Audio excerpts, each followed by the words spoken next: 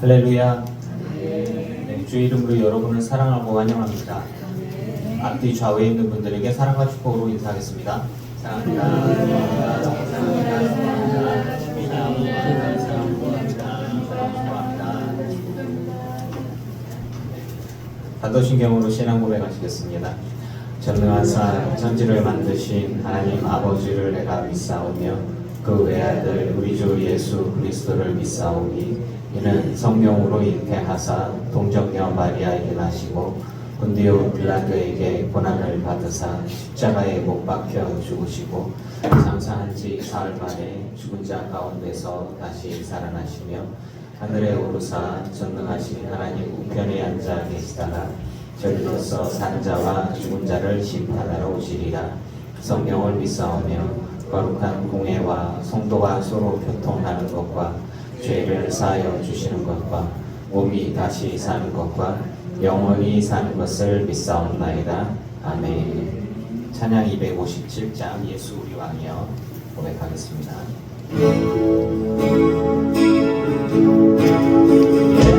예수 우리 왕이여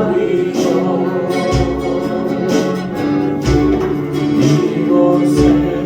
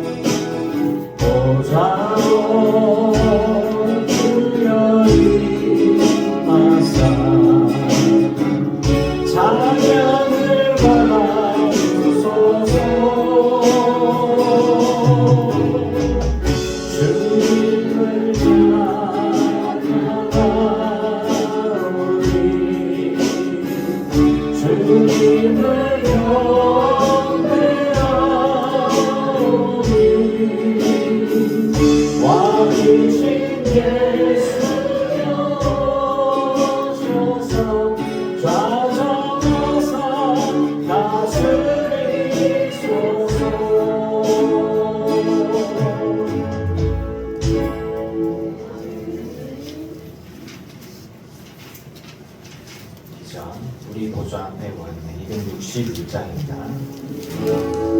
우리 보좌 앞에 모였네.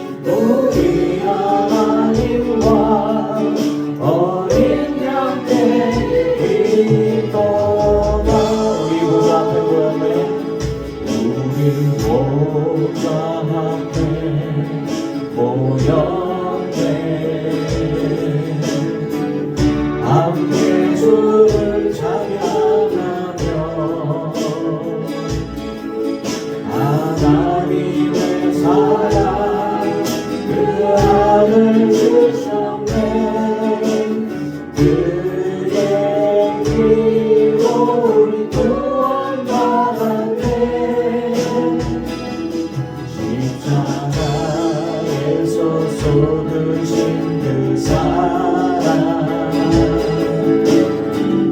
한같이 온 땅에 흘러 난 따라와줘서 백성 마을에서 구원 받고 주 덕배 드리네 구원하시니 구원하시니 보좌에 앉으신 우리 하나님과 어린 양께 있도다 구원하시니 보좌에 앉으신 우리 하나님과 어린 양께 있도다 구원하시니 보좌에 앉으신 우리에게 구원하시니 보좌에 앉으신 우리 하나님과 어린 양께 있도다 구원하시니 보좌에 앉으신 우리 하나님과 어린 양께 있도다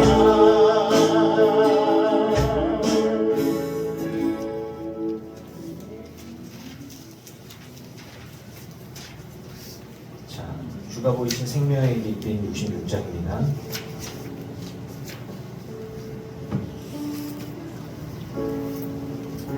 우리 길을, 나의 길을 주님이 아시겠죠? 주가 보이신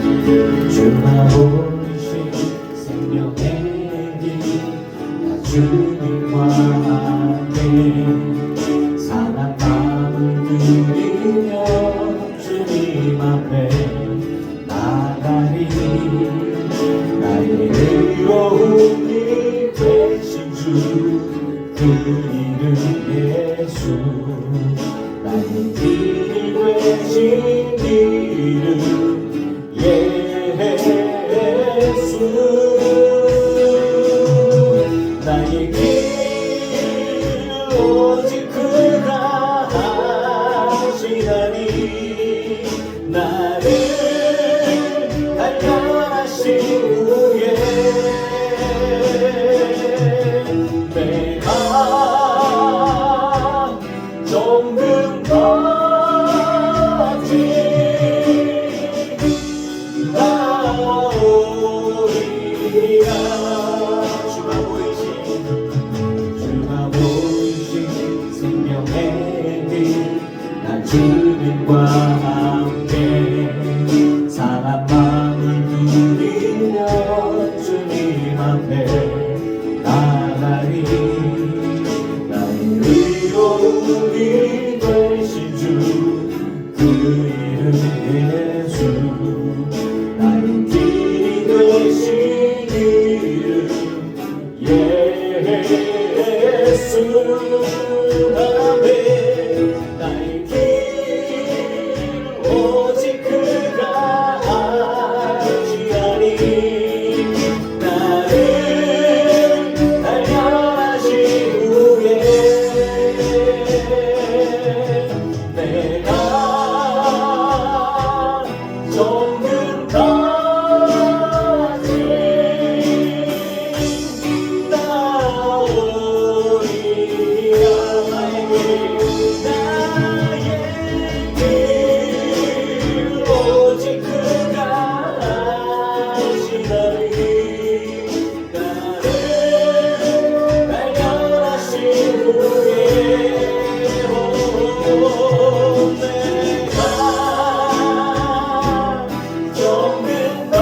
정금같이 주께 나오리라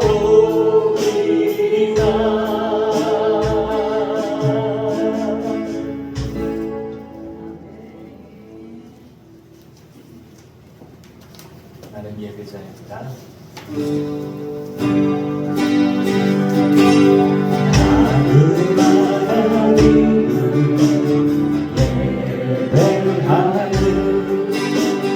예배하는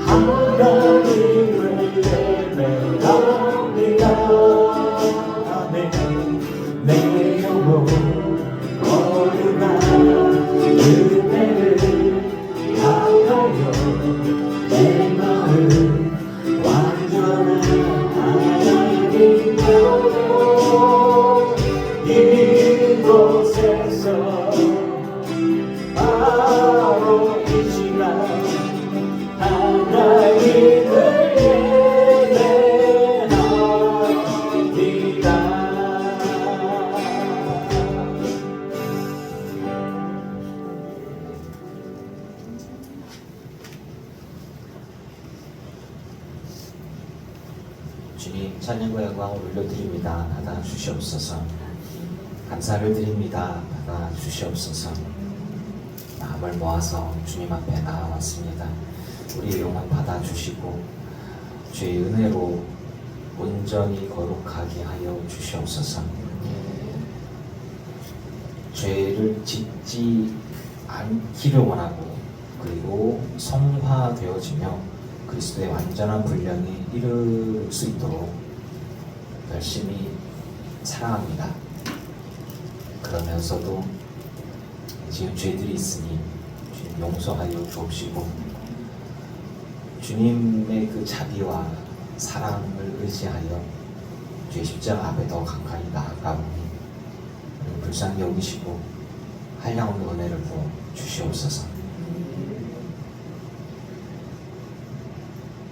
주님께서 지금까지 살게 하시고 함께 하셨던 그 큰 은혜가 너무너무 감사하고 그것만으로도 큰 은혜인데 우리에게 말씀하셨습니다. 구하라고.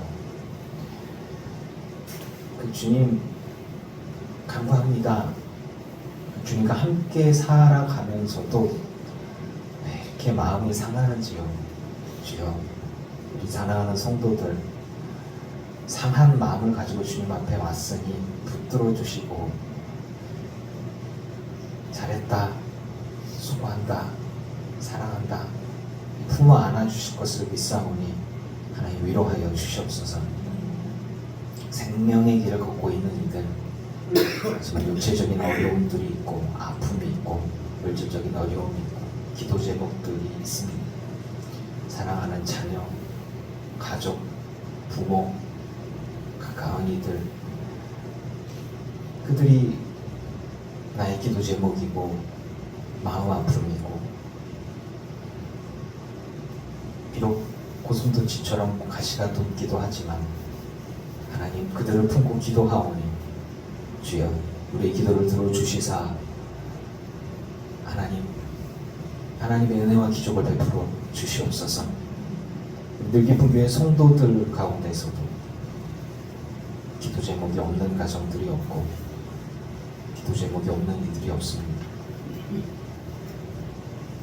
주님의 십자가 지심을 감히 우리가 어떻게 바라보고 감히 어떻게 그 길을 걸어가겠습니까? 광야 40일 금식을 우리가 어떻게 따라가겠습니까?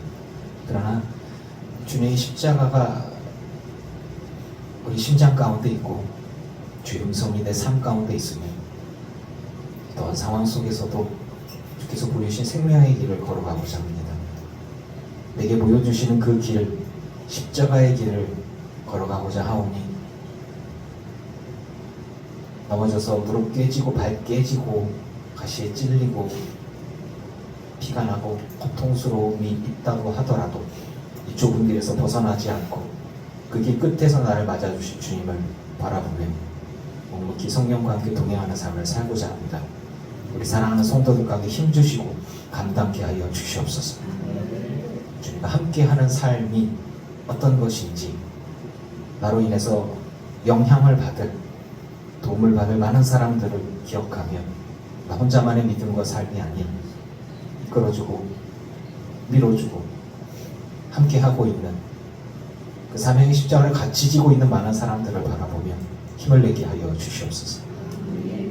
사랑하는 성도들의 삶의 환경들이 다 옥토는 아닙니다. 돌짝밭에 어떻게 할 수 없는 돌들이 있고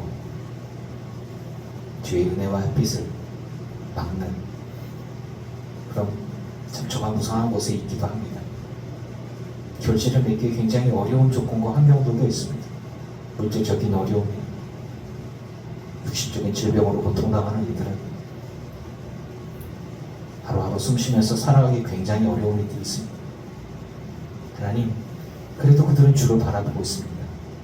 주님과 함께하는 삶을 살아가고자 주신 사명 감당하고 있사오니 주여 영원한 하나님의 나라를 바라보면서 묵묵히 맡겨진 사명 감당하는 우리 모든 성도들 되게 하여 주시옵소서. 주님과 함께한다면 눈이 감당할 수 있음을 믿습니다. 주신 사명 감당하는 이들이 가장 위대한 이들이고 가장 칭찬받을 이들임을 믿습니다.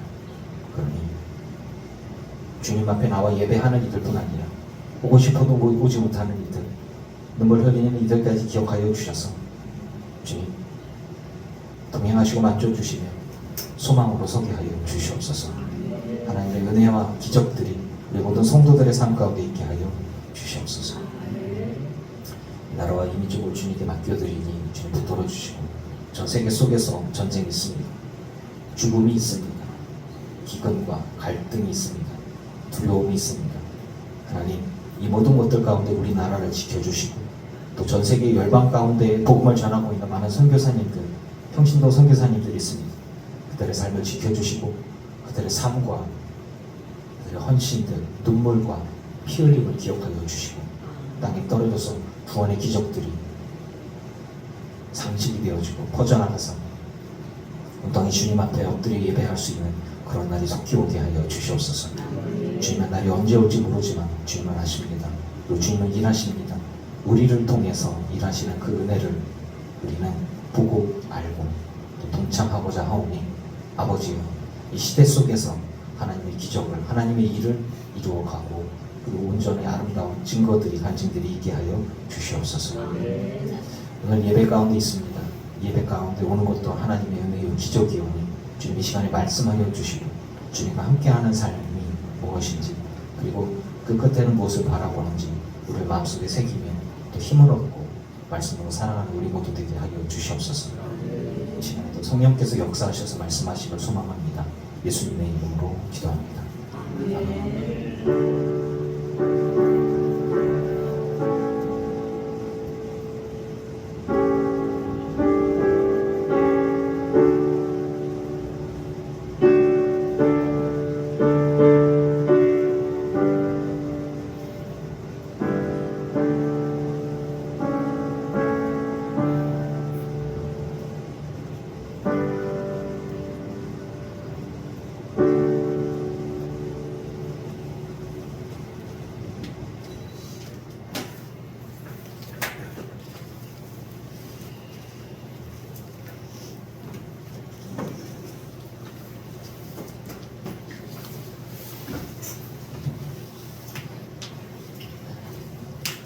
할렐루야.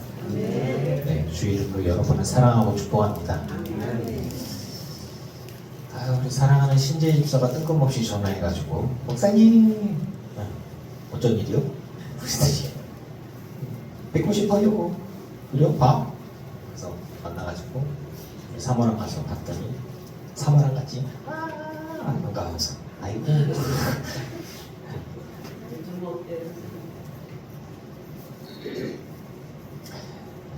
신재 집사는 치료가 아니라 더 나빠지지 않는 건 감사해야 되는 상황입니다. 치료제가 없어요. 그래서 좋아졌느냐라고 묻는 거는 사실은 아무리 연구를 해봐도 실례예요. 그래서 그냥 어떻게 지내? 그냥 그래야 똑같아요. 잘 지내고 있구나, 이렇게 생각하시면 돼요. 치료가 아니에요. 그냥 진행을 멈추는 것뿐이고. 아무튼 그래도 밝아요. 아픈 강아지 입양해갖고 같이 이렇게 하면서 강아지 똑똑하다고 막 자랑하고 계셔. 본인 닮았다. 그들이 안 아프대. 그리고 이틀에 한 번 주사 맞던 거 몇 개월에 한 번씩 주사 맞는 걸로 바뀌어가지고 그것만 해도 다행이고. 아무튼 그런 상황들이고 잘 견디고 있는데, 믿음으로 잘 견디고 있어요. 우리 교회는 참 목사가 목사지만 성도인데 존경스러운 사람들이 있어요. 개인적으로 저는 강영기 권사님의 신앙을 존경합니다. 진짜로 이렇게 고통스러운데 이런 상황들인데 이런 거. 그리고 신지혜 집사도 목사지만 존경합니다. 본인 앞에 신지혜 집사가 여러분 아시지만 누군가를 착하다, 선하다, 정말 아름답다 이렇게 생각할 수 있는 신지혜 집사가 누구한테 해코지 할 만한 일을 한 사람이 아니잖아요. 얼마나 이타적이고, 내가 보고 있어서 하는 얘기가 아니고 우리가 많이 사랑하죠. 질병이 있을 때 얼마나 놀랐어요. 무너질 수 있는 상황들에서 감사 찬양을 하는 것부터 시작을 했어요. 지금까지 왔던 것들 보면서 그런 생각들을 합니다. 참, 목회자도 선교사도 자신의 건강이나 자녀들의 문제가 생겼을 때 사역이 전체적으로 휘청거리는 경우들이 많아요. 그러니 내가 이렇게 충성했는데 나한테 이럴 수 있습니다라고 주를 정말 떠나는 경우도 있어요. 다 목사라고 막 믿음이 대단하고 크고 이런 거 아니요. 주님 앞에는 다 똑같아요. 그래서 이렇게 저도 이렇게 보면은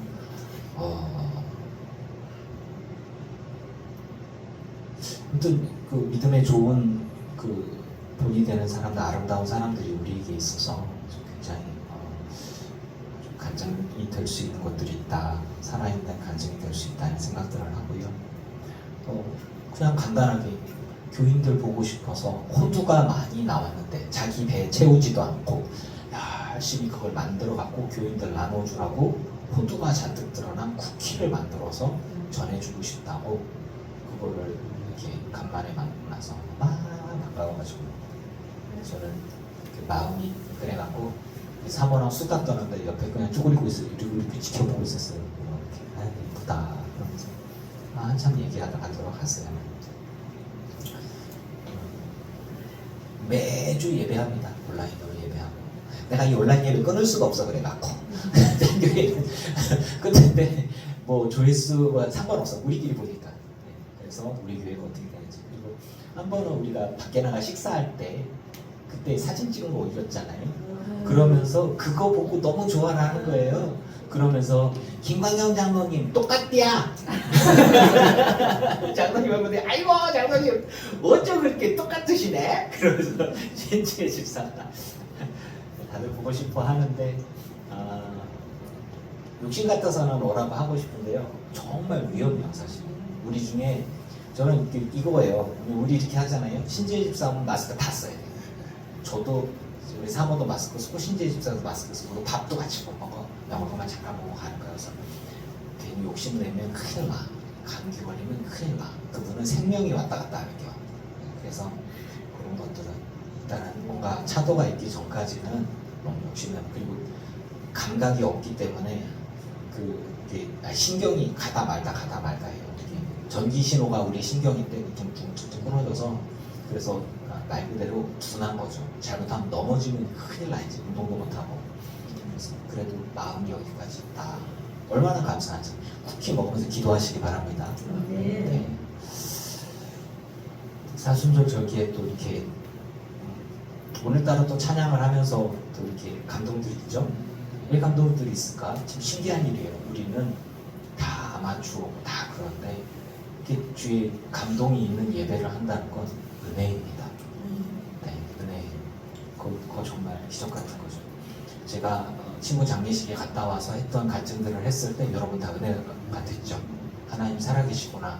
또 그 이호준 목사 쓰시는구나. 이런 것들이 감동이 됐죠. 그러니까 그런 것들 주님이 나와 함께 하시는구나 라는 것 그거 하나만으로도 그 힘이 되는 거예요. 네, 신지혜 집사와도 함께 하시고 우리 교회와도 함께 하시고 아파갖고 얼굴 빨개지시는 강현기 권사님이랑도 함께 하고 있는 거거든요. 그런 것들을 우리가 있는 거예요. 말씀 보겠습니다. 디모데후서 2장 11절 말씀 1절부터 13절까지 말씀인데 11절 말씀 그 한 절만 볼게요.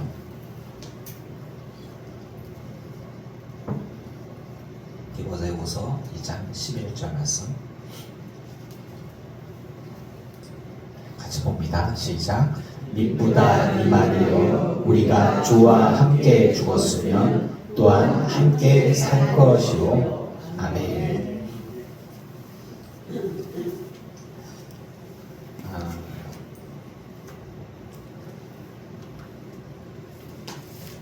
우리 3절의 말씀을 갖고 하려고 하는데 너무 말씀이 세서 참 여러 가지 생각을 많이 했어요. 그리스도 예수의 좋은 병사로 나와 함께 고난을 받으라. 그리스도의 좋은 병사로 고난을 받는다. 살짝 고민이 좀 많이 됐어요. 무슨 말씀인가? 당시에 이제 병사로 징집된다는 건 평소에 일을 하다가 전쟁이 나면 우르르 병사로 징집이 돼서 군복무를 하고 전쟁에 참여했다가 죽으면 전사가 되고 다치면 다치는 거고 살아남으면 다시 또 집으로 돌아오는 거예요. 그냥 그게 다예요. 물론 그곳에 뭐 따라서 전쟁의 결과에 따라서 근데 대부분은 살아남느냐 죽느냐 안 다쳤느냐 그냥 그것밖에 없는 거거든요. 근데 이제 내가 생업에 종사하다가 전쟁이 났을 때 징집이 된 사람들이 생업에 신경 쓰기 위해서 농사지으러 가고 물고기 잡으러 가고 뭘 장사하러 가고 이게 가능한 게 아니잖아요. 그래서 이 부분들을 좀 어떻게 말씀을 준비할까. 이게 군인의 삶은요. 우리 큰아들도 이제 둘째도 그렇고 다 군대에 가야 되는 상황들인데 좀 있으면 근데 군인은 정말 단순해요. 제가 보기에는 그냥 눈 뜨고 밥 먹고 훈련하고 그리고 자요. 또 눈 뜨고 훈련하고 밥 먹고 자요. 그게 다예요. 그래서 사람이 바보가 된다 그래 멍하니. 대신에 이제 저는 통신병이었으니까 군대 통신에 관련된 훈련들을 하고 전봇대 매달렸다 그랬잖아요. 저 전봇대 잘 올라가요. 지금 잘못하면 뚝 떨어져요. 한 10m 위에 떨어진 적도 있어요. 얘기는 이제 살아있어. 네, 이렇게 쭉 어떻게 뭐 하다가 쫙 떨어져 쿵 하고 떨어져 전봇대를 끌어갖고 쿵 하고 떨어졌어요. 저 위에서 쫙 미끄러져 갖고 이게 자비가 없거든요. 전쟁은 그거니까 그 옆에서 다들 놀라서 암만 안 하고 가만히 있다가 저기서 떨어졌는데 안 죽네 하는데 이등병 때 또 그런 거 혹은 뭐 땅속에 들어가고 뭐 통신하는 거 한겨울에 영하에 달달달달달달면서 거기에 한 번은 땅굴 비슷한 데 이렇게 지나가고 있는데 그 최고의 보직 1년 내내 땅굴 입구하고 땅굴 끝자리에서 보초 서는 거야. 누가 오지도 않고 그냥 거기 있는 거야. 군인이 올지 모르니까 내내 하는 일 계속 그러다가 와 사람이 뭐 제 친구 옥사는 공군에 갔는데 이제 공군 그 비행기도 막 왔다 갔다 하는데 초소에서 새 쫓는 거야 이렇게 새 쫓는 게 일이야. 굉장히 중요한 일입니다. 새 쫓고 그다음에 그 활주로 엄청 길잖아요. 거기에 나사 주스로 다녀. 나사 떨어진 거 타이어 터지면 큰일 나거든요. 그런 거 하러 다니고 그리고 나머지는 대부분 보초서 보초 초소가 이렇게 산속에 이렇게 있어요. 그게 다야. 네네 6시간 나요. 허리 아프네. 아이고 힘들어. 그게 다야. 그리고 조금 더 가면은 수색대 같은 친구들은 엄청 훈련합니다. 막 그리고 공수부대 같은 경우는 낙하훈련 그 전에 엄청 훈련하고 사격하는 친구들은 총을 100만 발을 쐈대나 몇십만 발을 쐈대나 총이랑 총을 다 만들어갔대. 총을 잘 쏴가지고 네. 그냥 밥 먹고 일하는 게 총 쏘는 일이야. 재밌을 것 같지만 그렇진 않대요. 네. 아무튼 그러니까 그거 각자가 내가 뭘 하다 왔든지 간에 군인으로 부름받았으면 그 일을 하다가 오는 거죠. 제 친구 녀석은 해병대를 들어갔는데 취사병으로 들어갔고 손이 요리를 하도 해갖고 손이 다 벗겨졌어요. 얼마 전에 봤어요. 30년이 지났거든요. 아직도 손이 그 손이야. 야, 너 요리하냐? 아니, 손이 왜 그 모양이야? 너 목회하는데 그랬더니 그때 이후로 아직도 복구가 안 된다. 뭐 이렇게 아무튼 그렇습니다. 그 친구가 약을 바르고 병원에 다니면 해야 되는데 좀 해병대 그 취사병으로서 하여튼 그런 그리스도의 좋은 군사로 부름을 받았다라고 하는 것은 병사로 부름받아서 보직을 받았으면 그냥 그 일을 쭉 하는 거예요. 제대로 뒤로 돌아볼 필요가 없죠. 근데 이제 고난을 받는다라는 말이 있어요.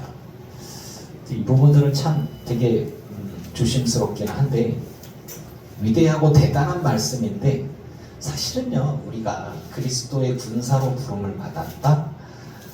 지금까지 평화로운 시대와 지역에 살고 있는 우리는 조금은 거리가 좀 있어요. 그래서 사명을 받은 이들은요 주님과 함께하는 삶을 살기 위해서 어떤 지역, 어떤 시대를 살아가든 주님께서 주신 삶을 감당하는 삶을 살아갑니다. 과거였다면 과거의 삶을 살아갔겠고 지금은 지금의 삶을 살아가겠죠. 만약에 이제 100년 전에 여러분들이 복음을 맞이했다면 제사를 지내느냐 안 지내느냐라는 것으로 또 예수를 믿으면 잘못된다라는 핍박을 받으면서 여러분은 생명의 유혹을 느낄 수도 있고 뭐 집에서 쫓겨날 수도 있고 여러 가지가 있겠죠. 이제 어느 곳에서 어떤 곳에서 부름을 받든지 간에 그 부름받은 삶을 살아가는 거죠. 그게 이제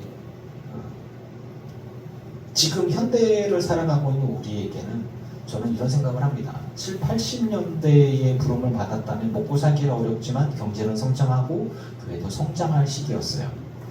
하지만 지금 만약에 부름을 받았다면 교회는 역사적으로나 사회적으로 보면 쇠퇴하고 있습니다. 그건 사실이에요.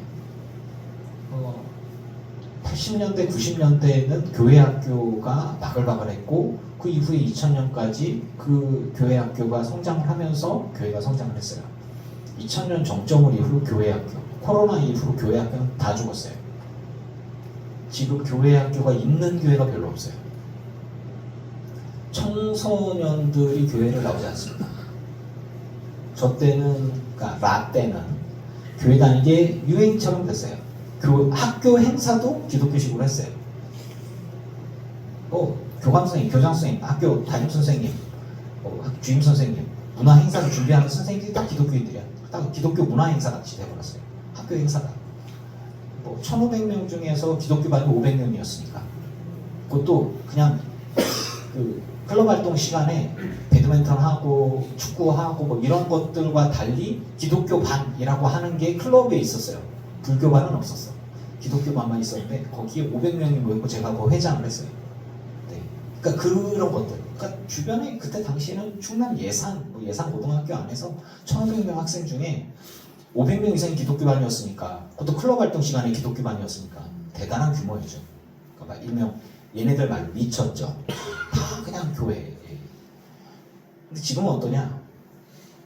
애들 반에 20명 중에 교회 다니는 애 한둘 있을까? 성령 체험한 애들이 아니라 그냥 교회에 등록해서 교회를 다닌다라고 하는 애들이 20명 중에 하나 둘 있을까 말까? 10%도 안 돼요. 당시에 우리는 30% 이상이 됐을걸요. 그죠? 그때는 교회 다니는 게 전체적인 흐름이었고 지금은 교회 안 다니는 게 전반적인 흐름입니다. 코로나 때 이후에 부모가 교회를 안 다니는 자녀들은 다 끝났어요. 왜? 코로나 시기에 교회에 안 가니까 제자 훈련들을 할 수 없고 케어를 받을 수 없으니까 아이들이 몇 년 동안 교회 안 다니는 게 몸에 배고 그 다음에 다시 교회를 갈까? 교회 안 가는데 이런 식으로 본인이 성령 체험을 하거나 주님을 만나거나 이런 게 아닌 이상 교회를 안 가는 분위기가 되는 거예요. 우스갯소리가 목회자 자녀도 교회 안 나가고 그렇게 한다라는 얘기가 들었는데 제가 전에 얘기했잖아요. 큰 교회에 어디 교회 학교가 있어서 거기 보냈는데 그 교회를 안 가니까 공중에 날아가는 그런 생각 그런 것도 있고 여러분들이 부모님들이시지만 여기 할머니 할아버지들이죠 다 여러분들의 자녀들에게 강제로 예수 믿게 할 수 있습니까? 가능해요? 안 됩니다. 저 제 동생 전도하는데 한 30년 넘게 걸렸어요. 교회에 나오게 하는데. 네. 근데 그런 거예요. 여러분의 사랑하는 자녀들, 부모님들 예수 믿게 할 수 있습니까? 기도하는 것밖에 안 됩니다. 네. 가족들, 그러니까 그게 우리 하나님도 못하는 걸 내가 하냐? 내가 해야 되냐? 난 중보하는 것밖에 없어요. 여러분이 사랑하는 가족들을 강제로 예수 믿게 못합니다. 왜? 하나님도 못하거든요. 그런 거예요. 하나님이 못하시죠. 네. 이거는 이제 논쟁이 어지간해요. 왜냐면 하나님 우리에게 자유의지를 주셨기 때문에 하나님이 강제로 예수를 믿게 하면 그거는 로봇입니다. 그러면 주님은 의롭고 신실하시기 때문에 주님의 말씀을 어기기 때문에 주님은 우리에게 선택권을 주신 거예요. 우리에게 빛을 주셨고 우리는 빛과 어둠 사이 선택할 수가 있어요. 그래서 우리 사랑하는 성도들도 언제든지 간에 주를 버리고 떠날 수도 있어요. 안 그렇지만 이제 그건 언제든지 간에 우리에게 유혹이 있고 어려움들이 있을 수 있습니다. 그래서 주님과 동행하는 삶, 이제는 회개하는 삶을 살아야 됩니다. 그런 것들이거든요. 그래서 세상의 악을 하나님이 다 완전히 없애버려요. 물론 주님의 날에는 완전히 없어지겠죠. 하지만 주님은 온 세상 모든 사람들을 강제로 구원받게 할 수 없습니다. 왜? 그들이 주님이 아니라 악을 선택했기 때문에 그 선택을 했기 때문에 그들은 심판을 받게 되는 거죠. 그래서 주님의 선택은 의로운 것입니다. 자, 우리가 주님과 함께하는 삶을 살아간다라고 얘기하는 거, 그것은 가장 근본적이고 가장 기본적이고 그리고 우리가 가져야 할 것들인데, 시대는 변하고 문화도 변하고 유행도 변합니다. 하지만 변하지 않는 건 진리죠. 예수 그리스도의 진리는 변하지 않습니다. 저는 사명을 받았다라는 것과 주님과 함께하는 삶을 살아간다라고 하는 것, 요것들을 이야기를 하고자 하는 거예요. 주님과 함께하는 삶을 살아가는데 나는 병사로 부름을 받았어요. 여러분들은 목사가 굉장히 특별하게 목사가 되는 것 같지만, 그리고 막 하나님이 막 특별히 사랑해서, 아니요, 그냥 부른 거예요. 이렇게 야, 너 목사야? 예. 그냥 그거는 주의 은혜인 거죠. 그거 뭐 제가 뭐 특별히 뭐 이렇게 아니에요. 그냥 주님이 지명하여, 그러니까 내가 너를 지명하여 불렀나니 너는 내 것이라. 네. 여러분들도 내가 특별히 하나님이 주님이 나를 특별히 사랑하셔서 나를 구원받게 나를 택하시고 부르셨어, 이거 아니고요. 지명하여 부르셨는데 그 부르심에 응답한 게 여러분임을 믿습니다. 근데 응답하지 않은 이들은 구원을 못 받은 거예요. 그래서 아직 구원받지 않은 자이고, 그래서 기회가 있는 것 뿐이고, 근데 끝까지 주님의 부르심에 응답하지 않으면 그들은 구원 못 받아요. 그런 것들이죠. 하나님은 세상 모든 사람들을 구원하기를 원하시지만 구원하지 못하는 이유는 주님은 거부하고 있기 때문입니다. 죄를 짓기 때문에 하나님은 완전히 거룩하시고, 죄가 있는 인간이 어떻게 하나님께 갈 수 있어요? 그래서 못 가는 건데, 그런데 우리가 주님과 함께하는 삶을 살아간다라고 하는 것은요, 어떤 시대, 어느 지역, 어떤 문화, 어떤 사명이든 간에 살아가는데, 저는 조건은 딱 하나라 그럽니다. 뭐냐? 여러분은 주님과 함께하는 삶을 살아가시기를 축복합니다. 그렇게 해야만 합니다. 주님과 함께하는 삶을 살아갔는데, 저는 목사로 부르셨어요. 그 부르심에 응답해서 아멘하고 가는 겁니다. 여러분 뭐 장로로 이렇게 부름 받았어요. 그걸로 충성을 하는 거예요. 여러분들을 집사라 권사로 부르셨어요. 평신도로 불렀어요. 그럼 그 사명을 감당하면 되는 겁니다. 그러면 장로의 삶이나 목사의 삶이나 각자 부름 받은 곳에서 충성하는 게 다르겠죠. 집사나 권사나 그건 우리가 필요한 대로 그렇게 직분을 주어서 하는 건지, 똑같은 건 뭐냐? 주님과 함께하는 삶을 살아가고 그 부르심에 맞게 순종하면 되는 겁니다. 어떤 사람들도 동일하게 뭐냐면, 어떤 이들도 주의 십자가를 거역하도록 부름받은 사람은 없어요. 교회를 회파하고 믿는 사람들을 떨어뜨리게 하고 죄에 빠지게 하도록 부름받은 사람은 없어요. 성령은 한 분이시고, 그 성령님께서는 우리가 하나님이 기뻐하시는 일을 할 수 있도록 우리를 부르셨는데, 저는 목사가 될 수 있고 목사가 되는 그런 환경과 조건들 가운데 부름받아서 이렇게 사역을 합니다. 여러분들은 여러분의 삶의 환경과 조건들이 있죠. 여러분들의 가문, 여러분들의 집안, 여러분들의 가족, 여러분들의 인간관계, 그리고 여러분들의 삶의 조건들 가운데서 여러분이 선택할 수 있는 많은 것들 가운데에서 그것이 옥토가 될 수도 있고, 돌짝밭 가운데 있을 수 있어요. 예수님 믿는데 핍박이 있을 수 있고, 어려움들이 있을 수 있고, 의심이 있고, 제 선배 목사님처럼 여러 가지 이단들이 종합적으로 있는 가운데 본인 혼자 딸랑 있어.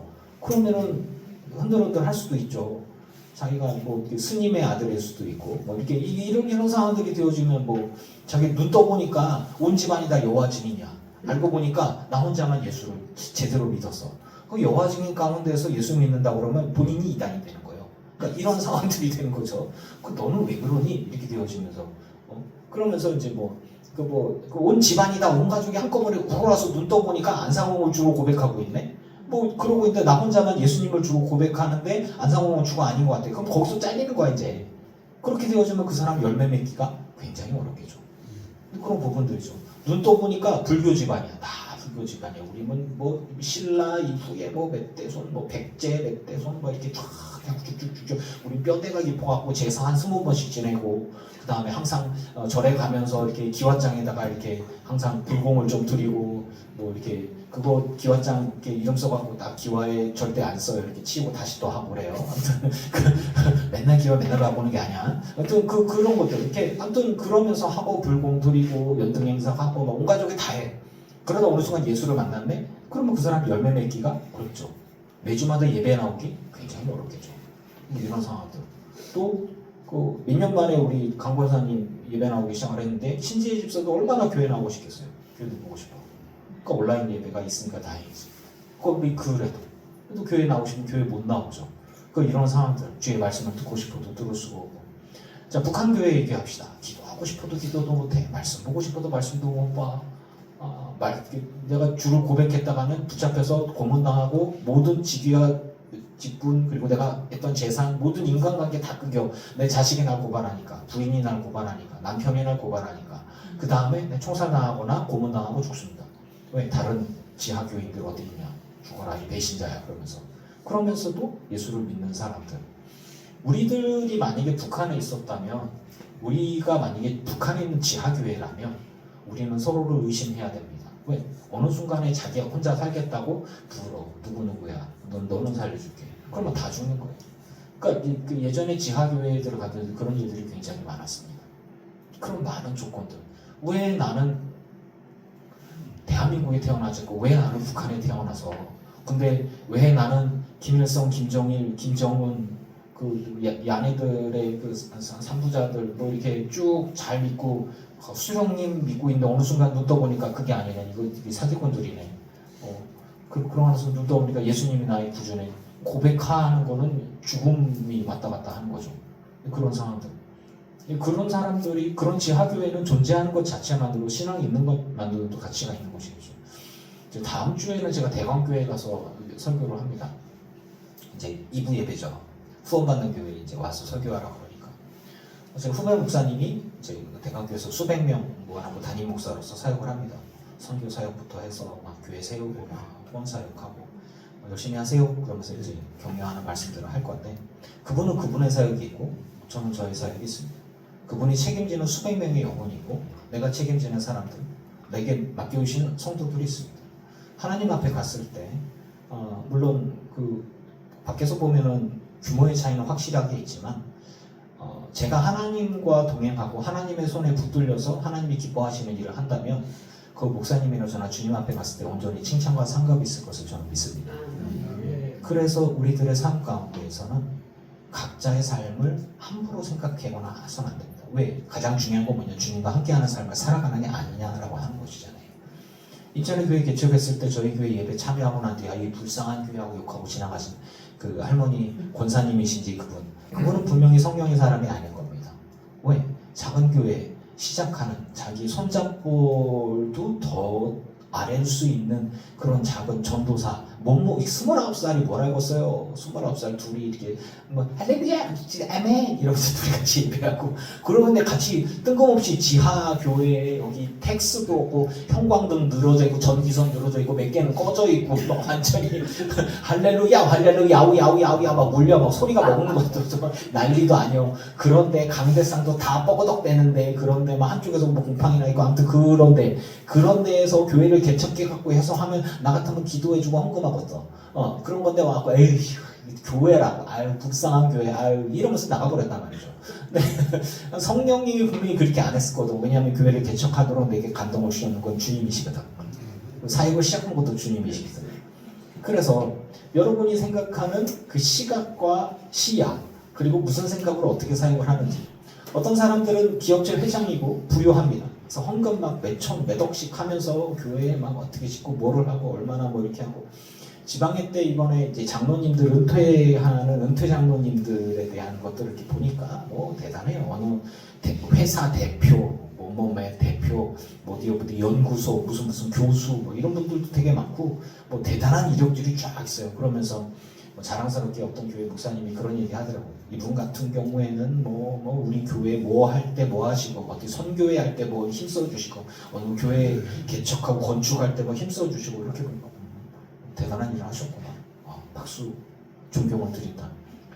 하지만 그냥 어떤 교회 장로님 같은 경우는 저희 교회에서 정말로 그냥 충성하시면서 기도하시면서 봉사하시고 헌신하시고 주차 관리하시고 뭐 하시고 목장 관리하시고 제자 훈련하시고 본을 보이시고 그 얘기가 끝이에요. 밖에서 보기에는 굉장히 차이가 있는 것 같지만 주님 보기에는 저는 그렇게 생각했습니다. 모든 분들이 존경스럽고 모든 분들이 아름답고 박수받을 만한 분이다. 나는 그렇게 생각합니다. 왜냐하면 재력이 많으신 분은 그 재력을 갖고 봉사하셨고, 그리고 재력과 관계가 없으신 분들은 본을 보이는 충성과 헌신으로 본을 보이셨기 때문입니다. 그래서 모두 다 존경하고 박수를 받는 거예요. 우리들의 삶도 마찬가지입니다. 제가 사역을 그만둘까 했을 때 여러분이 막 웃으셨죠. 네, 여러분 웃으셨죠. 그 마찬가지예요. 여러분의 삶이 주님 앞에 주님과 동행하는 삶이라면 그것으로 만족할 수 있기를 바랍니다. 저는 부끄러움이 없어요. 왜 그러냐면 주님이 저와 함께 하시는 것들을 알고 있으니까. 큰 교회 사역들에 굉장한 기적들이 있습니다. 부흥회를 막 하고 역사를 하면 몇 명이 막 쓰러지고 기적이 일어나고 막 많은 사람들이 막 돌아오고 그런 사역도 있고, 저처럼 소소하지만 그 교회가 깨어질 위기, 그 가정이 깨어질 위기, 그 성도들이 상처받고 흩어질 위기에 하나님이 저를 쓰셔서 저는 그 가정을 하나 되게 했고 그 교회를 회복시키고 그 뒤에 아름다운 간증들이, 그리고 그 집안에 많은 사람들이 예수를 안 믿는 것 같은데, 목사 가정의 집안이라고 해도 다 예수 믿는 거 아니에요. 그런데 그 집안에 많은 사람들이 큰 감동을 얻었다 하더라고요. 그래서 이런 것들을 보면서 주께서 하셨구나, 주님께서 나를 사용하시는구나. 저는 그것 자체만으로 감사합니다. 그리고 큰 기적이고, 그리고 그 집안 내에 꿈에 막 그 어머니가 막 나타나서 막 이렇게 했던 거는, 그거는 내가 경건하고 거룩해서가 아니라 하나님의 선물임을 믿습니다. 그래서 그 집안에 얘기한 거예요. 너희들 이거 기록해놔라. 시간이 지나면 까먹는다. 하나님이 주신 선물이다. 할머니가 너희들에게, 너희 그 장모님이 당신에게 주었던 이런 꿈에 대한 이야기는 하나님이 주신 선물이니 잊어먹기 전에 기록해놓고 후대에 계속해서 전송해주면 그 모든 것들이 기적이 되어져서 그 후손들에게 하나님의 간증이 되어지고 예수를 믿게 하는, 지금처럼 예수를 떠나기 너무너무 쉬운 시기에 하나님의 기적 같은 경험들이 있다면 그게 중요한 건 아니지만, 이런 것들이 좀 선물이잖아요. 버리면 안 돼. 그거 붙들고 계속해서 이야기해주면 많은 이들이 주님께로 돌아오게 하는데 바탕이 될 수 있지 않겠습니까? 얘기 잘했죠? 네, 그렇죠? 굉장히 중요한 거예요. 네, 간증들이, 우리 권사님도 그렇고 또 집사님, 장로님도 간증할 거 꽤 많죠, 그렇죠? 하나님의 은혜 가운데, 서원사님도 마찬가지죠. 네, 주의 은혜 가운데 그런 것도 잊어버리면 안 돼. 어디 적어놔야 돼. 이런 것들이 좀 필요하다고요. 김수희 권사님 하나님의 기적, 김구현 집사님 하나님의 기적 경험한 거 있어요, 없어요? 있죠. 부인할 수 없는 하나님의 기적이 있잖아요, 그렇죠? 인생이 아무리 힘들고 어렵고 막 일이 꼬이고 막 그렇게 해도 의심스러운 게 막 다가와도 근데 과거에 나와 함께했던 그 기적은 내가 부인할 수가 없어. 그러니까 이런 것들이에요. 그러니까 우리가 믿음을 가지고 주님 앞에 나아가고 주님이 나와 동행하는 그 기적이 있다라면, 앞으로 지금의 삶이 아무리 힘들고 어렵고 고난스럽고 그래도 주님이 나와 함께 하시는 걸 믿으면, 그 믿음은 어디까지 가냐면 주님이 날 구원하셨고 주님이 날 앞으로 함께 하시고 앞으로도 나를 하나님의 나라라 인도해 주실 거라는 믿음에 대한 것들이, 그 믿음까지 이렇게 쭉쭉 올라가는 것을 저는 믿습니다. 아무리 의심스러운 일이 많아, 막 질병, 몸에 아프고 막 여러 가지 일들이 있고, 그래도 그건 기적인데, 저의 인생 가운데 그래도 저는 감사하게도 목사이기 때문이 아니에요. 그냥 선물인 거예요. 제가 기적을 많이 경험을 했어요, 사실은. 그래서 저는 기적을 많이 경험해서 전 큰 교회 목회할 줄 알았지, 왜 이게 아니더라고. 그냥 그거는 아니더라고. 그냥 그게 문제가 아니라 부름받은 대로, 부름받은 곳에서 내게 주신 사람들과 함께 온전히 충성하고 헌신하면 그것으로 족한 거예요. 인생은 모르는 거지만 주님께서 저에게 주신 사명이 그거라면 그냥 그거에 감사하고 감격하면서, 여러분은 잘 인정하실지 모르겠지만 저는요, 제 아내도 그렇고 위기가 굉장히 많았다고 그랬잖아요. 우리 사모가 기도했던 것들이 있어요. 하나님, 정말 우리 사모가 일을 하면서 생활을 준비하게 되는 거 저는 기대하지 않았어요. 근데 지금 보면은 그렇거든요. 그리고 저도 하나님, 제가 사역을 하면서 저가 싫은 게 사실은 후원받아서 이렇게 살아가고 뭐 거기 아부하고 막 이렇게 하는 거 되게 싫어하거든요. 또 교인들끼리랑 이렇게 막 갈등하고 싸우고 막. 장로님 죄송합니다만 교회 안에서 장로님은 교인들을 생각해서 막 이렇게 이끌어가는 목소리를 내기도 하고 목사는 교인들을 이끌고 이렇게 가려고. 근데 만약에 장로님이나 목사랑 이렇게 갈등이 있으면 얼마나 힘든 일이에요 진짜로. 제가 초임 목회할 때 너무너무 힘들었거든요. 저를 되게 힘들게 하시는 본인의 목소리가 너무 큰 거야. 그런데 본인의 생각이 좀 이렇게 협소했던 것 같아요. 제가 보기에는 새로운 신자가 왔는데 자기랑 안 친하게 지내고 목사랑 친하게 지낸다고 쫓아내버리는 그런 그러니까 본인은 목사랑 성도가 교회가 아니라 그냥 건물과 그 땅이 그 건축물 그게 교회인 거야 그분은. 그래서 너무 힘들었어요. 그 시야가 너무 달라서. 지금 교회 학교 아이들이 많으면 얼마나 좋아요. 그런데 돈도 안 되는데 교회 학교 애들 많겠다고. 그래갖고 제가 거기서 쫓겨났거든요. 그런 거에서 막 정말 너무너무 힘들었어요. 근데 그럼에도 불구하고 주님의 은혜와 기적들은 분명히 있었습니다. 저는 이렇게 생각을 해요. 제가 행복한 목회를 원하는 건 뭐냐면 자 여러분 보세요. 저는 성도들과 갈등 없이 사랑하고 싶었고 전 교회 정치하고 싶지 않았습니다. 저는 거짓말하고 싶지 않았고 악과 D가 다른 목회는 하고 싶지 않았어요. 그리고 죄송한 말이지만 목회를 돈으로 사고 싶지 않았습니다. 실제로 금전거래가 많이 이루어져요. 그래서 큰 교회 어느 정도 가려면 성도 얼마당, 성도 한 명당 얼마 뭐 이렇게 해서 하는 거 저는 너무 역겨웠어요. 근데 지금은 다 일상적으로 다 그래요. 그리고 교회 안에서 교회 정치나 행정도 돈으로 많이 왔다 갔다 합니다. 그래서 교회 안에 헌금하는 분들의 비위를 맞춰서 설교가 이렇게 막 흔들려요. 이렇게. 그래서 교회 재정권이 있는 사람들의 눈치를 보면서 이 사람들 눈빛을 보면서 설교의 내용이 막 방향이 바뀌어요. 만약에 어떤 분들이 만약에 이제 굉장한 그 정치적으로 보수적이다 이렇게 쫙 기울었다. 그럼 전 설교는 무조건 보수적으로 해야 됩니다. 진보적으로 하면 잘려요. 그 다음에 또 어느 지역에 광주 지역에서 제가 이제 보수적으로 설교했던 잘리겠죠? 그리고 약간 좀 그런 게 그러니까 그런 부분들이 분명히 있었단 말입니다. 근데 여러분 보시다시피 제가 설교를 하지만 제가 정치적인 성향이 있으니까 혹 그냥 말씀 갖고서만 얘기합니까? 거의 말씀 갖고서만 얘기하죠.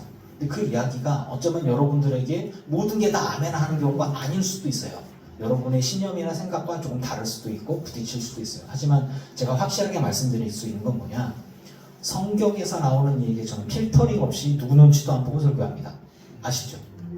그렇죠. 네, 여러분 아실 겁니다. 네, 저는 그거를 원했어요. 뭐냐면 제가 1000명의 성도가 있는데 10명, 20명 눈치를 봐야 돼. 그럼 제가 설교하는데 굉장히 힘들 것 같아요.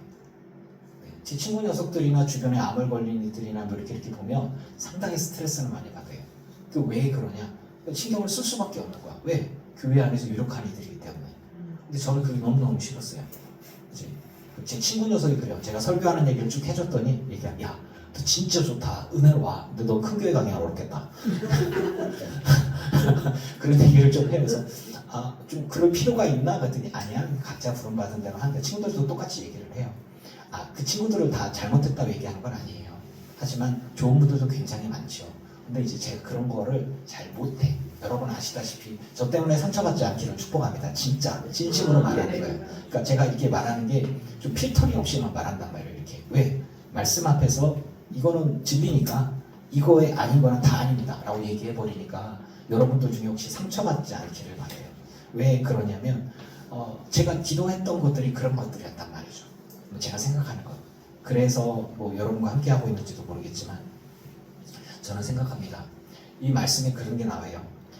우리가 주의 군사로 부름받았다면 전쟁에 참여할 동안은 생업을 뒤로 하고 미루는 것처럼 경기하는 자가 법대로 하지 않으면은 승리자의 관을 받을 수 없습니다. 불법을 저지른 사람은 승리자의 관을 받지 못하는 거죠. 올림픽이 그렇잖아요. 저는 그래서 그렇습니다. 이 땅에서의 박수 받고 큰 교회 가는 것보다 목사로서 그런 거 있잖아요. 제가 사역하면서 이중직으로 일하는 거 이런 거를 좀 사실 부끄럽기는 해요. 미안하기도 하고. 그런데 그거보다 말씀을 있는 그대로 전하고 성도들이 있는 그대로 말씀 가운데 잘 양육이 되어져서 바른 영적인 분별력을 가지고 각자의 삶 가운데에서 힘있게 주님과 동행하는 삶을 살아간다면 저는 이대로 살겠습니다. 저는 그것들이 있는 거예요. 그래서 저는 생각하는 겁니다. 바울이 얘기했던 것처럼 부름받았는데 내가 버림받는 게 두렵다. 그럴 수도 있겠다는 생각을 해요. 정말로. 저는 목사들의 세계를 많이 봤습니다. 평신도들의 세계도 많이 봤어요. 그런데 그들의 삶 가운데 그런 거예요. 부유한 게 다가 아니고요. 높아진 게 다가 아니더라고. 뭔 얘기냐? 목사인데 처음에는 존경스럽게 가다가 나중에 타락하는 거예요. 이렇게. 목사인데. 그러면 우리는 그 사람들을 뭐라고 못합니다. 왜? 힘이 있거든. 돈도 있고 권력도 있고 교회 정치가 안에서 목소리가 있습니다. 많은 사람들이 그분의 설교나 그분의 리더십이나 박수를 쳤는데 어느 순간 보니까 자기 속을 챙기고 있더라고. 비슷한 예가 있어요. 이 교회가 있잖아요.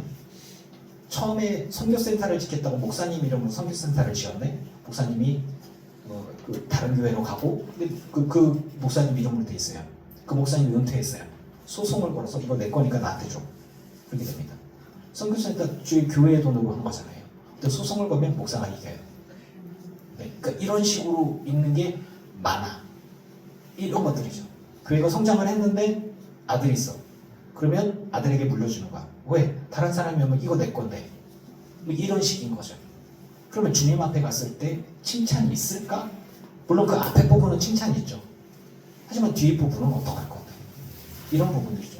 저는 여러분들에게 말하고 싶습니다. 여러분의 삶 전체를 통해서 하나님께 영광이 되기를 축복합니다.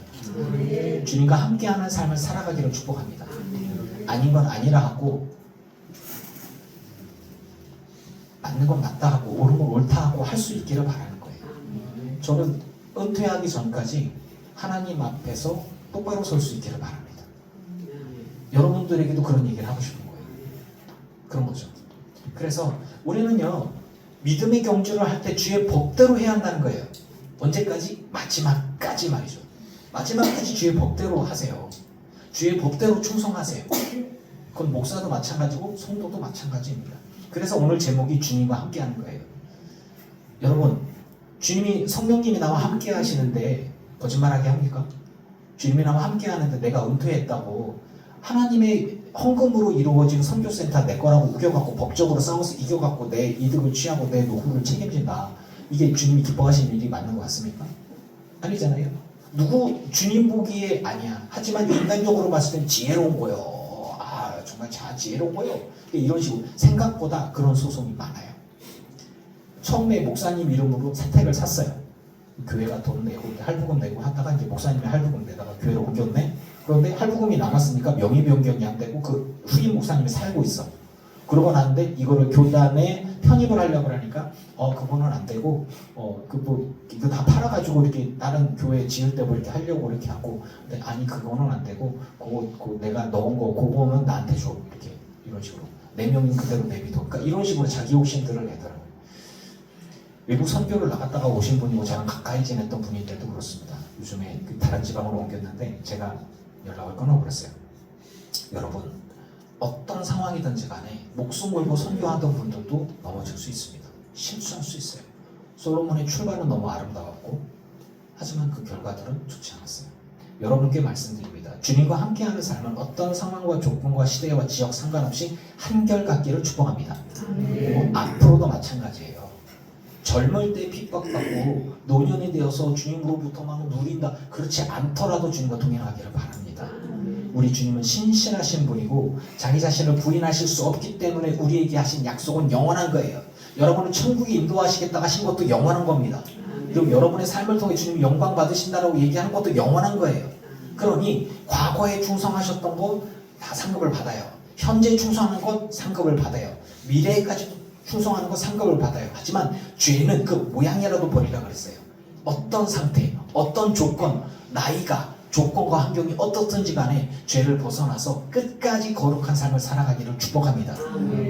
그래서 영원한 하나님의 나라를 바라보면서 맡겨진 사명을 묵묵히 감당하는 것이 주님께 영광을 돌리는 길이고 그 조건이 뭐냐? 주님과 함께하는 삶이면 되는 거예요. 여러분 다 주님과 함께하는 삶을 살아가면 되는 거예요. 그렇게 살아가고 승리해서 좋은 그리스도의 병사로 하나님 나라에서 끝에 왕노릇할 수 있기를 주의 이름으로 축원합니다.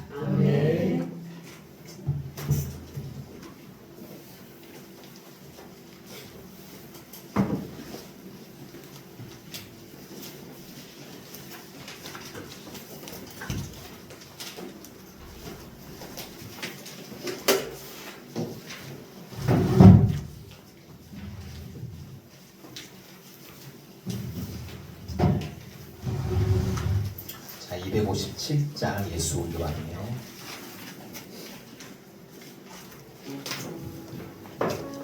우리 왕 되신 주님을 평생 찬양하면서 주님과 동행하면서 살아갑시다. 예수 나의 왕이여, 예수 우리 왕이여, 이곳에 오소서. 보좌로 주여 임하사 찬양을 받아주소서. 주님을 찬양하오니 주님을 경배하오니 왕이신 예수여 오셔서 좌정하사 다스리소서.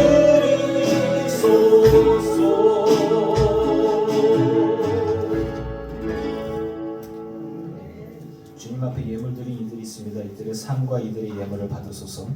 하늘의 신령한 곳사는 땅의 기름진 복으로 누르고 온도로 넘치도록 하여 채워 주시옵소서. 내가 주와 함께 죽고 내가 주와 함께 살 것을 믿습니다. 주님과 함께하는 삶은 그 어떤 상황이든 조건이든 시대든 지역이든 상관없이 늘 한결같기를 원합니다. 내가 부유하든 그렇지 않든, 내가 건강하든 그렇지 않든, 내가 다른 사람들 앞에 힘이 있든 그렇지 않든, 나는 늘 한결같이 주님 앞에 사랑받는 자, 주님과 동행하는 자이기를 원합니다.